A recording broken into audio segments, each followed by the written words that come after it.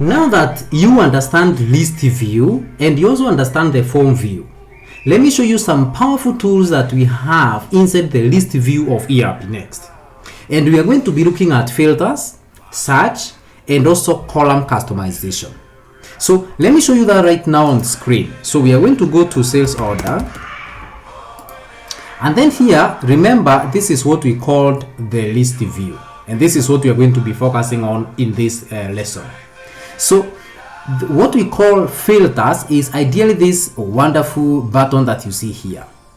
If you click on it, you will see filters that we can start using to specify or to categorize what we need to see here. For example, let's say we want to see all records that belong to John Doe. All what we need to do is come to filters, and then instead of ID here, we do customer name, because ideally it is the customer name you know, right? So, and again, let me just remove that customer name first. You notice that we have a lot of choices to choose from here. So these are all the possible fields that we have inside a sales order. For example, if you go to the item record, that is going to contain the choices or the inputs or the fields that we have inside an item. So inside a purchase order, for a sales order, for example, we have the customer name. And you want to specify all records that belong to John Doe. So even if I just type Doe, or I can just type everything, John Doe, and then I click on filter, that is going to give me only the records that belong to John Doe. In the moment, we just have just one. Now, this filter does not allow you to only do just one thing. You can add another filter here. And you can say you want where the status is something to, like, for example, draft. So you notice that the status of this is definitely not draft. So I click on apply, and the system tells me that we don't have any record there. So what this did is that it applied multiple filters. So it wants a customer name, John Doe, and where the status is equal to draft. And you can add unlimited number of rows here to specify what exactly you want. But if I change this to deliver and bill, and I click on filter, you see that the record came back. So this record satisfies the condition that it belongs to John Doe and that the status of it is to deliver and bill. So that's how you can do multiple filters, or even one filter within ERPNext lists.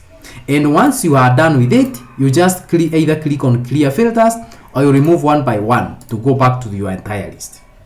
What about the search? The search are these inputs that you can see up here, and you can filter by any of them. For example, the customer, again, customer name. We can pick where the customer name, again, we can say Doe. And you can see that again filtered immediately what satisfies that condition. If you say Karani, for example, if I just type in Karani and I do Karani or Ani, that is going to give me only the records that belong to Karani. But again, this does not only require one input, you can also specify multiples. So for example, I can say I want those that belong to Karani and where maybe it's not delivered. So that satisfies that condition. What about closed? That does not satisfy that condition. So again, you can also add multiple search parameters in this search input. Again, to remove that, you just click on delete. And then the last thing that I would like us to look in this video is column customization. Column customization is how you want your columns to look like here. So for example, here we have the first column as customer name. We have the second column as status, that column as this, all the way to grand total, and then all the way to the end. How do we customize that? Maybe you don't want this grand total to appear here. You want it to appear immediately after status. We just go to these three dots, and then we go to list settings there. That gives you here the columns that you have on your form at the moment. And the easiest way to do that is just to drag this thing up. So we wanted grand total to appear immediately after status. When we click on save, that is exactly what happens. It comes there. All right.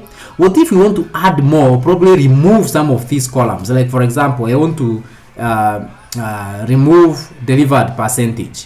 So you come here and then you click on list settings, and in the delivered percentage, you can just click on this delete button and then save, and delivered percentage is no longer going to show there. If you want to show it again, you just go again to the same place and then you click on this add column, and then you can look for it here. So it's going to be delivered percentage. You can scroll down and look for delivered. Let me just delivered percentage is here. So you click on it and then you click on save, and that will go back there, so you can specify again where you want it to show. If I agree to that, that's going to show at the end. I don't want it to show at the end, so I want it to show immediately after status. So I click on, I do that, and then it is going to come back there. And that is how we customize our search, our filters, and also we customize what we want to see here. These tools make ERPNext lists extremely powerful. Of course, you can also confirm that. Next, let's look at comments, mentions, attachments, and the activity log.